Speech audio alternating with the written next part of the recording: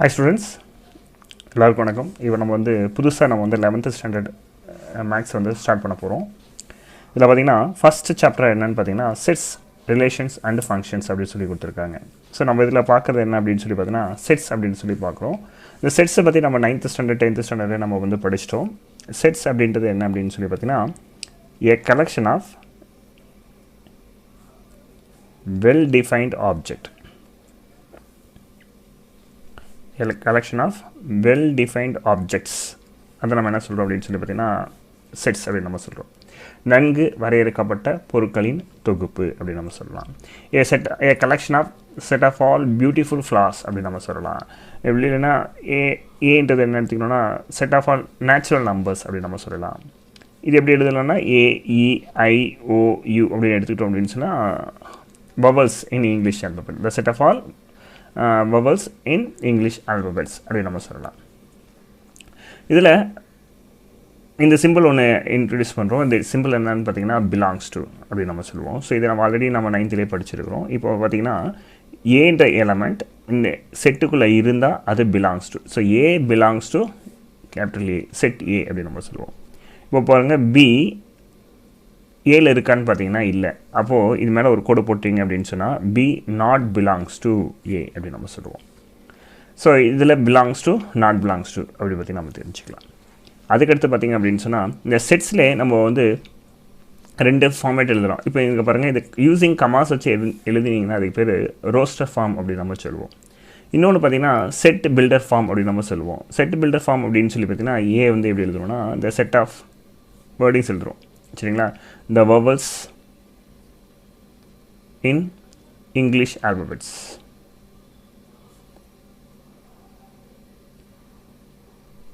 சரிங்களா? ஸோ இது பார்த்தீங்கன்னா டிஸ்கிரிப்டிவ் டைப் அப்படின்னு நம்ம சொல்லுவோம். ரைட்? ஸோ இது டிஸ்கிரிப்டிவ் டைப். செட் பில்டர் அப்படின்னு சொல்லி போகும்போது A X such that the set of all vowels in English alphabets. சரிங்களா? Third roster form A is equal to A, EIOU. So இந்த செட்டை நம்ம டிஸ்கிரைப் பண்ணுறது 3 விதமாக நம்ம சொல்லலாம். ஒன்று என்ன அப்படின்னு சொல்லி பார்த்தீங்கன்னா டிஸ்கிரிப்டிவ், இன்னொன்று பார்த்தீங்கன்னா செட் பில்டர், அதுக்கடுத்து பார்த்தீங்கன்னா ரோஸ்டர். ஸோ இந்த descriptive form, set builder form, roster form, இந்த 3 ஃபார்மில் நம்ம சொல்லியிருக்கோம். அதுக்கடுத்து செட்ஸினுடைய டைப்ஸ் அப்படின்னு நம்ம பார்த்தோம் அப்படின்னு சொல்லி பார்த்தீங்கன்னா ஃபஸ்ட் என்ன சொல்லலாம்னா எம்டி செட் அப்படின்னு நம்ம சொல்லலாம். எம்டி செட் அப்படின்னு சொல்லி பார்த்தீங்கன்னா அதுக்கு இன்னொரு இப்படி இருக்கும், இதை பை அப்படின்னு ரெப்ரசன்ட் பண்ணுவாங்க.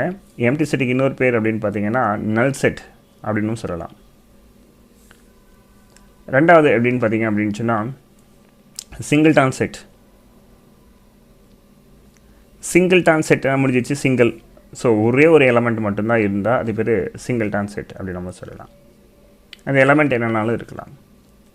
தேர்ட் என்ன அப்படின்னு பார்த்தீங்கன்னா ஃபைனட் செட்.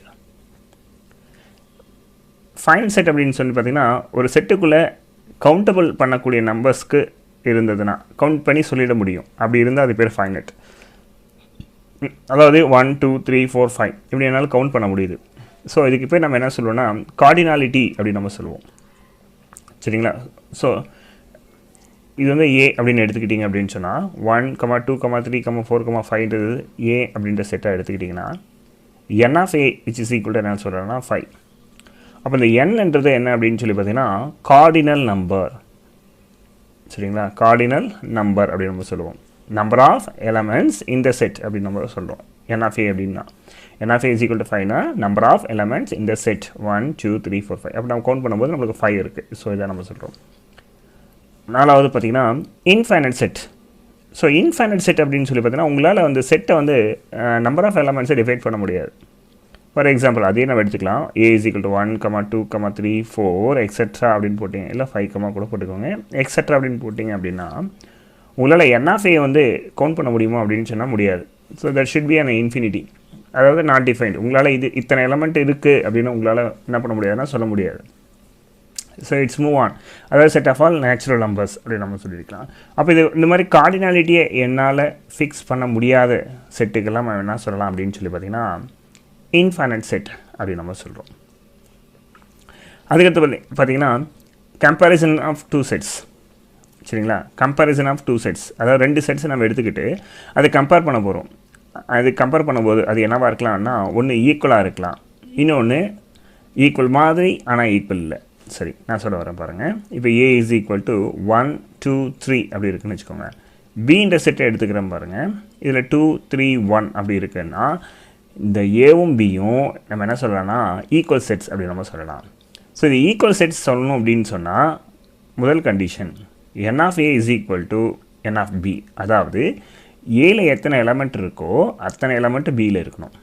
ரெண்டாவது condition all the elements belongs to A and B are equal or same. என்ன சொல்லணும், சேம், அவ்வளோதான் முடிஞ்சிச்சு. அதாவது ஏல என்ன எலமெண்ட் இருக்குதோ அதே எலமெண்ட் தான் பிலையும் இருக்கணும். அப்படி இருந்ததுன்னா அந்த செட்டை நம்ம என்ன சொல்லணும்னா ஈக்குவல் அப்படின்னு நம்ம சொல்லலாம். இந்த செட்டுக்குள்ளார ஒன்று வந்து பார்த்திங்கன்னா ரிப்பீட்டேஷன் வந்து அலோடு கிடையாது. ஆனால் இது சப்செட்டாக டிஃபைன் பண்ணுறோன்னு வச்சுக்கோங்களேன், எத்தனை டைம்னாலும் நம்ம ஒன்றை நம்ம வெளியே எடுக்கலாம். சரிங்களா, அதாவது ஒரு செட்டுக்குள்ளார இப்போ ஏ அப்படின்னு இருக்குன்னு வச்சுக்கோங்களேன், இது 1 1 2 3 அப்படின்னு நம்ம எழுதவே கூடாது. சரிங்களா, அதாவது இது இந்த 1 1 2 3 எப்போ எழுதக்கூடாது அப்படின்னு சொன்னால் ஆப்ரேஷன்ஸ் அப்படின்னு வரும்போது, அதாவது யூனியன், ரெண்டு செட்டை யூனியன் பண்ணும்போது நம்ம செட் ஆப்ரேஷன்ஸ்லாம் உங்களுக்கு எக்ஸ்பிளைன் பண்ணுறேன், இப்போ வேண்டாது. அதுக்கடுத்து பார்த்திங்கன்னா ஈக்குவேலண்ட் அப்படின்றது நம்ம என்னென்னு பார்த்தீங்கன்னா A இஸ் ஈக்குவல் டு 1 2 3 அப்படின்னு எடுத்துக்கிறோம். B இஸ் ஈக்குவல் டு 7 8 9 அப்படின்னு எடுத்துக்கிறேன். இப்போ ரெண்டு செட்டும் நம்ம என்ன சொல்லலாம் அப்படின்னு சொன்னால் ஈக்குவலன்ட் செட் அப்படின்னு நம்ம டிஃபைன் பண்ணலாம். ஏன் அப்படின்னு சொன்னால் n ஆஃப் A எடுக்கிறேன், அதுக்கும் 3 தான். n ஆஃப் B எடுக்கிறேன், அதுவும் 3 தான். ஸோ இங்கே பார்த்தீங்கன்னா 1 2 3 3 1 2 ரெண்டுமே உங்களுக்கு வந்து 3 தான். ஸோ ஃபஸ்ட்டு கண்டிஷன் இதுக்கும் சரி ட்ரூ. ஆனால் செகண்ட் கண்டிஷனுக்கு பாருங்கள், all the elements belongs to A and B are same. இங்கே A and B as different element. விஷயம் அவ்வளோதான். அப்போ அங்கே நம்மளுக்கு என்ன இருக்குன்னா சேம் எலமெண்ட் இருக்குது, இங்கே நம்மளுக்கு என்ன இருக்குது அப்படின்னு சொல்லி பார்த்தீங்கன்னா டிஃப்ரெண்ட் எலமெண்ட். ஓகே, இங்கே வந்து சேம் எலமெண்ட், இங்கே வந்து நம்மளுக்கு என்ன இருக்குது அப்படின்னு சொல்லி பார்த்தீங்கன்னா டிஃப்ரெண்ட் எலமெண்ட். அப்போது கார்டினாலிட்டி ஈக்குவலாக இருந்ததுன்னா ஈக்குவலும் சொல்லிக்கலாம், ஈக்குவலன்ட்னு சொல்லிக்கலாம். ஸோ அது கன்ஃபார்ம் பண்ண முடியாது. சரிங்களா, கன்ஃபர்மேஷன் வேணும் அப்படின்னு சொன்னால் ரெண்டு எலமெண்ட்டும் சேமாக இருந்தால் ஈக்குவல், ரெண்டு எலமெண்ட்டும் டிஃப்ரெண்ட்டாக இருந்தால் ஈக்குவலண்ட், அவ்வளோதான். ஸோ இதுதான் இதில் இருக்கக்கூடிய முக்கியமான டாபிக். அதுக்கடுத்து பார்த்தீங்க அப்படின்னு சொல்லி பார்த்தீங்கன்னா ஆப்ரேஷன்ஸ் ஆன் செட்ஸ். நம்ம செட் ஆப்ரேஷன்ஸை பற்றி நம்ம வந்து பார்க்க போகிறோம்.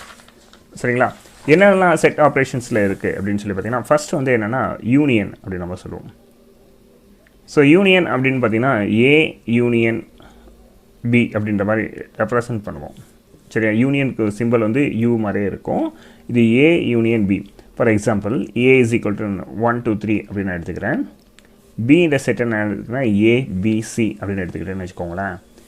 அப்போது A யூனியன் B என்ன ஆகும் அப்படின்னு சொல்லி பார்த்தீங்கன்னா ஜஸ்ட்டு என்ன பண்ணணும், எல்லாம் ஆட் பண்ணிக்கணும். 1 2 3 A B C ரெண்டுத்தையும் நம்ம ஜாயின் பண்ணி எழுதிக்கணும். சரிங்களா, இது ஒரு கான்செப்ட். ரெண்டாவது A இஸ் ஈக்குவல் டு 1 2 3ன்னு வச்சுக்கலாம். Bன்னு பார்த்தீங்கன்னா 2 3 4 அப்படின்னு எடுத்துக்கலாம். அப்போ A யூனியன் B அப்படின்னு சொல்லி பார்த்தீங்கன்னா ஃபஸ்ட்டு A எழுதிக்கிறீங்க 1 2 3, யூனியன் பண்ணும்போது B எழுதுறீங்க. ஸோ B எழுதும் Bயில் இருக்கிற எல்லாமே எழுதிக்கலாங்க. இப்போ 2 3 4 அப்படி நம்ம எழுதிக்கலாம்னு வச்சுக்கோங்களேன்.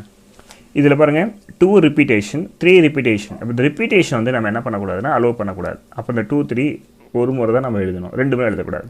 அப்போ நம்ம எப்படி எழுதிக்கலாம்னா 1 2 3 4. ஸோ இதுதான் கரெக்ட். யூனியனா இதையும் சேர்த்து ஃபஸ்ட்டு கிளப் பண்ணி எழுதிக்கலாம். சரிங்களா, கிளப் பண்ணி எழுதிட்டு பின்னாடி அந்த செட்டுக்குள்ளே ரிப்பீட்டேஷன் வந்து நம்ம என்ன பண்ணக்கூடாதுன்னா அலோவ் பண்ணக்கூடாது. அதனால் 2 டைம்ஸ் வந்துருக்கு, ஸோ 1 டைம் போதுமானது. 3 2 டைம்ஸ் வந்துருக்கு, 1 டைம் போதுமானது. ஸோ அதனால் நம்ம என்ன பண்ணுவோம்னா டேரெக்டாக இது எழுத மாட்டோம். ஸோ டேரெக்டாக இப்படி எழுந்துருவோம். ஓகே, அப்போ ரிப்பீட்டேஷன் நம்மளுக்கு இதெல்லாம் அலோடு கிடையாது. சரிங்களா, ஓகே. அதுக்கடுத்து பார்த்தீங்கன்னா இன்டர்செக்ஷன். இன்டர்செக்ஷன் அப்படின்னு சொல்லி பார்த்தீங்கன்னா பொதுவாக இருக்கக்கூடிய எலமெண்ட், ரெண்டுத்துக்குமே காமனாக இருக்கக்கூடிய எலமெண்ட். அதாவது இன்டர்செக்ஷன் அப்படின்னு சொல்லி பார்த்தீங்கன்னா காமன் எலமெண்ட்ஸ், பொதுவான உறுப்பு. சரிங்களா? ரைட். ஸோ இதோட சிம்பிள் எப்படின்னு சொல்லி பார்த்தீங்கன்னா என்னன்ற மாதிரியே வரும். ஸோ இந்த மாதிரி ஷேப்பில் வரும், ஒரு பென் ஷேப்பில் வரும். ஓகே, யூவர் தலைகீழாக போட்டால் எப்படி இருக்குமோ அது மாதிரி இருக்கும். ஃபார் எக்ஸாம்பிள் இப்போ A இஸ் ஈக்குவல் டு 1 2 3 அப்படின்னு எடுத்துக்கிறேன். B இஸ் ஈக்குவல் டு 2 3 4 அப்படின்னு எடுத்துக்கிட்டேன்னு வச்சுக்கோங்களேன். அப்போது எனக்கு இது A இன்டர்செக்ஷன் B அப்படின்றது என்னென்னு பார்க்கலாம். ஸோ A இன்டர்செக்ஷன் B அப்படின்னு சொல்லி பார்த்தீங்கன்னா ஏவும் பியும் பொதுவாக இருக்கக்கூடிய நம்பர். பாருங்கள், ஏல 2 பொதுவாக இருக்குது, 3யும் பொதுவாக இருக்குது. ஸோ அவ்வளோதான் போதுமானது. 2, 3. ஸோ ஏலி இருக்கணும், பிலி இருக்கணும். ஸோ அதுதான் மீனிங் இதில். சரிங்களா? சப்போஸ் எனக்கு ஏ வந்து ஏபிசி இருக்குது, பி இன்டர்செக்ட் 1, 2, 3 இருக்குது. சரிங்களா? இப்படி இருக்கும்போது எனக்கு வந்து ஏ இன்டர்செக்ஷன் பி வேணும் அப்படின்னு சொன்னால் எப்படி எழுதலாம்? ஒன்றுமே கிடையாதுங்க. இங்கே லெட்டர்ஸில் இருக்குது, இங்கே கான்ஸ்டன்ட்ஸில் இருக்குது, நம்பர்ஸில் இருக்குது. ரெண்டு இதுக்குமே பார்த்திங்கன்னா காமனான எலமெண்ட்ஸ் எதுவுமே இல்லை. ஸோ அதனால் அந்த இடம் நம்மளுக்கு வந்து நல் செட் அப்படின்னு நம்ம சொல்லுவோம். அதர்வைஸ் நம்ம என்ன எழுதிக்கலாம் அப்படின்னு சொல்லி பார்த்தீங்கன்னா பைன்றது எம்டி செட் அப்படின்ற மாதிரி மீனிங் வரும். அதுக்கடுத்து பார்த்திங்கன்னா டிஃப்ரென்சஸ். ஏ டிஃப்ரென்ஸ் பி அப்படின்னு நம்ம சொல்லுவோம். ஏவும் பியை நம்ம வந்து மைனஸ் பண்ண போகிறோம், வேறு ஒன்றும் இல்லை. அப்போ ஏ ஒரு செட் எடுத்துக்கிட்டிங்க 1, 2, 3, பி 2, 3, 4. இப்போ ஏ டிஃப்ரென்ஸ் பி அப்படின்னு சொன்னால் ஏ ஃபஸ்ட் எழுதிக்கோங்க 1, 2, 3 மைனஸ் இது வந்து 2, 3, 4. ஸோ மைனஸ் பண்ணும்போது உங்களுக்கு என்ன ஆகிடும்? இந்த 2 கேன்சல் ஆகிடும், 3 கேன்சல் ஆகிடும். இப்போ ரிமைனிங் என்ன இருக்குது அப்படின்னு சொன்னால் எந்த செட்டு ப்ரெஃபரன்ஸ் இருக்கோ பாருங்கள், ஃபஸ்ட்டில் எது இருக்கோ அதை மட்டும் எழுதணும். ஃபஸ்ட்டு செட் இது தான்.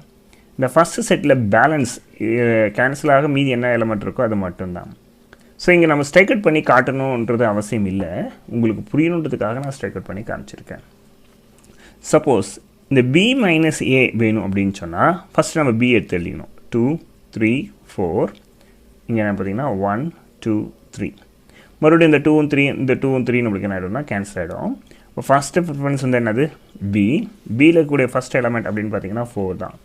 சரிங்களா? அப்போது ஃபஸ்ட் செட்டில் பேலன்ஸாக இருக்கக்கூடிய நம்பர் 4.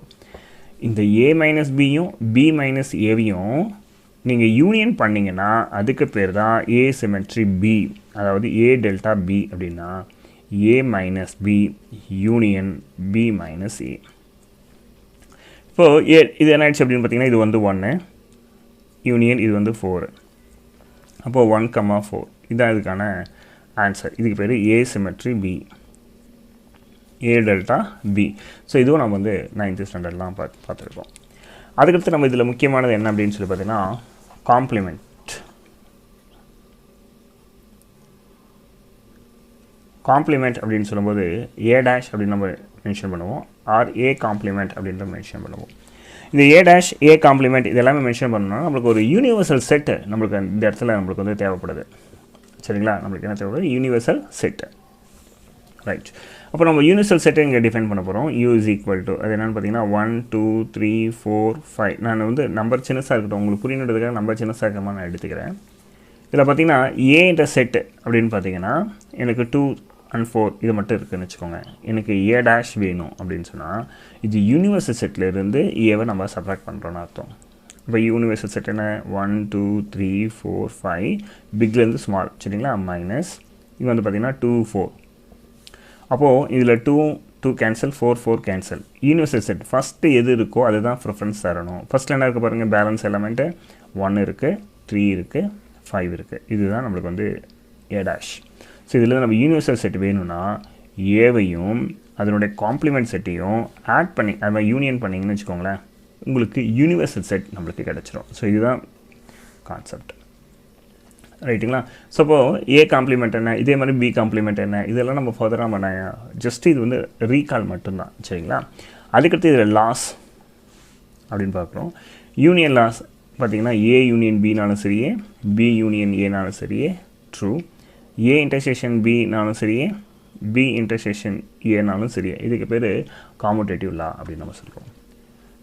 இதில் பார்த்தீங்கன்னா A union B union C which is equal to A union B union C. ரைட்டுங்களா? ஸோ இந்த லா அப்படின்னு பார்த்தீங்க அப்படின்னு சொன்னால் இதுக்கு வந்து பார்த்திங்கன்னா அசோசியேட்டிவ் லா அப்படின்றது பேர். சரிங்களா? அதுக்கடுத்து பார்த்திங்கன்னா A intersection B intersection C is equal to A intersection B intersection C. இதுவும் நம்ம பார்த்திங்க அப்படின்னு சொன்னால் அசோசியேட்டிவ் லா. ஸோ இது வந்து காமுடேட்டிவ், இது வந்து பார்த்திங்கன்னா அசோசியேட்டிவ். அதுக்கடுத்து distribution law A union B intersection C ஒன்று வரும், A intersection B union C அப்படின்னு நம்மளுக்கு வரும். ஸோ ஏ யூனியன் பி அப்படின்னா ஜஸ்ட் இது அப்படியே எழுதிக்கோங்க. ஏவும் யூனியனும் கேரி ஓவர் பண்ணுங்கள் பிக்கு, இந்த ஏ யூனியனை கேரி ஓவர் பண்ணுங்கள் சிக்கு. அப்போ A union B, A union C. இங்கே என்ன இருக்குது பிடிவியில் அதை எடுத்து இங்கே போட்டுக்கோங்க. ஸோ ரொம்ப சிம்பிள். இங்கே ஏ இன்டர்செக்ஷனாக எடுத்து கேரி ஓவர் பண்ணுங்கள். ஸோ ஏ இன்டர்செக்ஷன் பி, இது அப்படியே சிக்கு கேரி ஓவர் பண்ணுங்கள், ஏ இன்டர்செக்ஷன் சி. இங்கே யூனியனை ஸ்ப்ளிட் பண்ணிக்கோங்க, முடிஞ்சிச்சு. இதுக்கு பேர் நம்ம என்ன சொல்லலாம் அப்படின்னு சொன்னால் டிஸ்ட்ரிபியூட்டிவ் லா. சரிங்களா? இதுக்கு வந்து டிஸ்ட்ரிபியூட்டிவ் லா, இதுக்கு வந்து அசோசியேட்டிவ் லா, இது வந்து காமுடேட்டிவ் லா. அதுக்கடுத்து பார்த்திங்கன்னா டிமார்கன் லாஸ் இதில் வந்துடும். டிமார்கன் லாஸ், டிமார்கன் லாஸில் காம்ப்ளிமெண்ட்டுக்கு 2 இருக்குது, டிஃப்ரென்ஸுக்கு 2 இருக்குது. ஃபஸ்ட்டு காம்ப்ளிமெண்ட் எழுதிடலாம். A union B whole dash அப்படின்னு சொன்னால் A dash intersection B dash, A intersection B the whole dash அப்படின்னு சொல்லி பார்த்தீங்கன்னா A dash union B dash. Difference எடுத்துக்கிட்டிங்கன்னா A difference B union C அப்படின்னு எழுதும்போது இங்கே இந்த ஏ டிஃப்ரென்ஸ் பி எழுதிக்கோங்க, ஏ டிஃப்ரென்ஸ் பி. இங்கே யூனியன்னா இங்கே வந்து நம்மளுக்கு இன்டர்செக்ஷன் வந்துடும். சரிங்களா? அப்போ ஏ டிஃப்ரென்ஸ் சி, காம்ப்ளிமெண்ட்னா ஜஸ்ட் ஆப்போசிட். அப்போ A difference B intersection C அப்படின்னு சொல்லி பார்த்தீங்கன்னா ஏ டிஃப்ரென்ஸோட பேக் பண்ணிட்டு இருக்காங்க பிக்கு, அப்போ ஏ மைனஸ் பி. இந்த ஏ மைனஸ் சிக்கு பேக் பண்ணுங்கள், அப்போ ஏ மைனஸ் சி ஆகிடும். இங்கே இன்டர்செக்ஷன் இருந்தால் இங்கே நம்ம என்ன எடுத்துக்கும் யூனியன். ஸோ இதெல்லாமே நம்ம பார்த்திங்க அப்படின்னு சொன்னால் செட்ஸில் யூஸ் பண்ணக்கூடிய இம்பார்ட்டண்ட்டான லாஸ். அதுக்கடுத்தது இந்த செட்டில் நம்ம இன்னொன்று சொல்ல போகிறது என்ன அப்படின்னு சொல்லி பார்த்தா வென் டயக்ராம்ஸ். சரிங்களா? ஸோ இதெல்லாமே நம்ம ஜஸ்ட்டு ரீகால் பண்ணால் தான் நம்ம வந்து இதில் போக முடியும். அதனால் நம்ம வந்து சொல்ல போகிறோம். எல்லாமே சொல்ல போகிறதில்ல, ஒரு சில கொஸ்டின்ஸ் மட்டும் நம்ம வந்து பார்க்க போகிறோம்.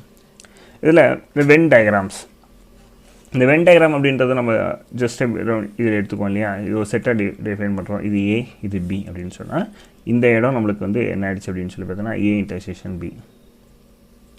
அதே இந்த ஒரு செட் எடுத்துக்கிட்டிங்க அப்படின்னு சொன்னால் இது ஏ, இது பி அப்படின்னா இது என்டையராக ஷேர் பண்ணிங்க அப்படின்னு சொல்லி பார்த்தீங்கன்னா இது வந்து ஏ யூனியன் பி. சும்மா இப்போ 2 செட்டுக்கு மட்டும் தான் நான் டிஃபைன் பண்ண போகிறேன். ஸோ ஃபர்தராக நம்ம கேல்குலேஷன் அவ்வளோவா யூஸ் பண்ணுறதில்ல வென் டயக்ராமை. அதனால் ஜஸ்ட் ஒரு ரீகாலுக்காக நம்ம பார்க்கலாம். இப்போ ஏ டிஃப்ரென்ஸ் பி அப்படின்னா ஏ மட்டும் தான் ப்ரிஃபரன்ஸ், அதாவது ஏலேருந்து பிஏ செப்பரேட் பண்ணிடுறீங்க, பி எடுத்துக்கிட்டு போயிடுறாங்க, அப்போது உங்களுக்கு ஏ ஷேர் மட்டும் தான் இருக்கும். பி மைனஸ் ஏனா பியிலேருந்து ஏ செப்பரேட் பண்ணிடுறாங்க, ஏ செப்பரேட்டாக போயிடுச்சு, அப்போ நம்மளுக்கு பி மட்டும்தான் பேலன்ஸ் நம்மக்கிட்ட. ஸோ அதனால் பி பேலன்ஸ் வித்தவுட் ஏ இப்படி நம்ம ஷேர் பண்ணணும்.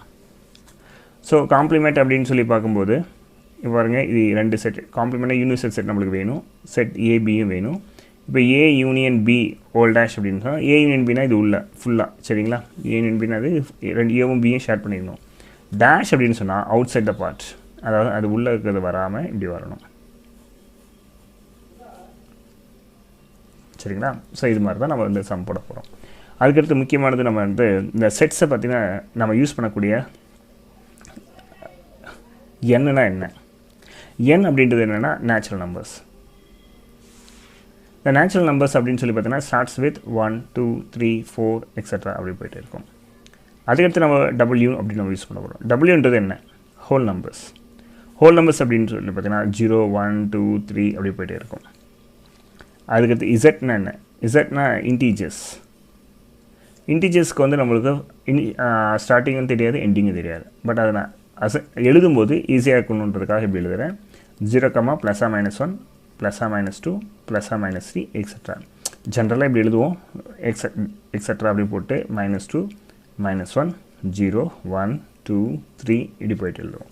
ஸோ இந்த பக்கம் டீட்டோ எழுதுனா அதனால் ஒரு ஆர்டருக்காக நான் இப்படி எழுதிட்டேன், அவ்வளோதான். q அப்படின்றது என்ன அப்படின்னு சொன்னால் p/q, q ≠ 0. அதாவது என்ன அப்படின்னா இதுக்கு பேர் ரேஷ்னல் நம்பர். சரிங்களா? எல்லா நம்பருமே ரேஷனல் நம்பர்ஸ் தான். அதுக்கடுத்து q ஸ்டார் அப்படின்னு சொல்லுவோம். இது வந்து என்ன சொல்லுவோம்னா இர்ரேஷனல் நம்பர்ஸ் அப்படின்னு நம்ம சொல்லுவோம். ஷோர்ட்ஸ் இர்ரேஷனல் நம்பர்ஸ் அப்படின்னு சொல்லுவோம். சரிங்களா? நான் டெர்மினேட்டிங் டெசிமல் நம்பர்ஸ் தான். r அப்படின்றது தான் இதில் இருக்கிறதுலையே செட்டு. r அப்படின்றது என்னென்னா union of rational and irrational. So இருக்கிறதுலே பிக்கஸ்ட் செட் ரியல் நம்பர்ஸில் அப்படின்னு சொல்லும்போது ஆறுன்னு சொல்லுவோம். ஆறு நம்ம எப்படி மென்ஷன் பண்ணுவோம் அப்படின்னு சொல்லி பார்த்தீங்கன்னா -∞ to +∞. ஸோ -∞ to +∞ நம்ம சொல்லிட்டோம்னா போதுமானது. அது வந்து ஆர் அப்படின்ற மாதிரி நம்ம வந்து மென்ஷன் பண்ணிடுவோம். சரிங்களா? இப்போ இந்த இடத்துல இப்படி ஒரு சிம்பிள் யூஸ் பண்ணுவோம். இந்த சிம்பிள் அப்படின்னா என்னென்னா subset. A is a subset of B. அதாவது எந்த பக்கம் வாய் திறந்துருக்குன்னு பாருங்கள், பி. அப்போது இந்த செட்டு பின்னா இதுக்குள்ளே என்ன இருக்குது அப்படின்னா ஏ இருக்கும். அது ஈக்குவலாக கூட இருக்கலாம். இப்போ ஏ கண்டெய்ன்ட் இன் பி அப்படின்னு சொல்லி பார்த்தீங்கன்னா இது பி அப்படின்னு போட்டிங்கன்னா இதுக்குள்ளே ஏ இருக்குதுன்னு அர்த்தம். ஸோ ரெண்டுத்துக்கு வித்தியாசம் தேவை பாருங்கள். ஏ கண்டெய்ன் பின்னா மேலே பி எழுதிட்டு உள்ளே ஏன்னு எழுதிட்டுருக்கிறேன். ஏன்றது என்னென்னா அதுவாகவும் இருக்கலாம், அதுக்குள்ளே இருக்கிற எலமெண்ட்டாகவும் இருக்கலாம். ஆனால் இங்கே ஏ கண்டெய்ன் பி அப்படின்னு சொன்னால் ஏ இஸ் எ சப்செட் ஆஃப் பின்னா இதுக்கும் இதுக்கு என்ன வித்தியாசம்னா இது ஈக்குவலாகவும் இருக்கலாம், இது ஈக்குவல் கிடையாது. அப்போ இது உள்ள இருக்கிற சின்ன செட்டு. ஸோ இதுதாங்க வித்தியாசம். இப்போ A is a subset of B அப்படின்றத இதுக்கு நம்ம சொல்லலாம். ரைட்? ஓகே. ஸோ இதுக்கு தகுந்த மாதிரி நம்ம சம்ஸ் வந்து டைரெக்டாக நம்ம போகலாம். ஸோ இதில் ஏதாவது உங்களுக்கு டவுட் இருந்ததுன்னா நீங்கள் வந்து கொஸ்டின் கேட்கலாம்.